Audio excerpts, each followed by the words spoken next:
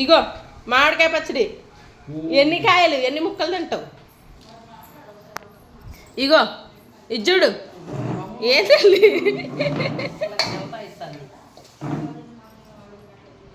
మామిడికాయ ముక్కలు మామిడికాయ పచ్చడి.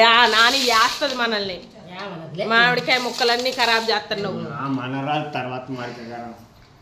మామిడికాయ కారం నాని వేస్తుంది. అన్ని అన్ని అన్నీ ఎంగిల్ చేసి అందులో పెడుతుంది. ముక్కలు ఎవరు తింటారు? మమ్మీగా నాని చూసింది అనుకో మన ఇద్దరిని తంతదిరా. అగ్గో అగ్గో నేను చెప్తున్నా జాగ్రత్తగా ఉండు.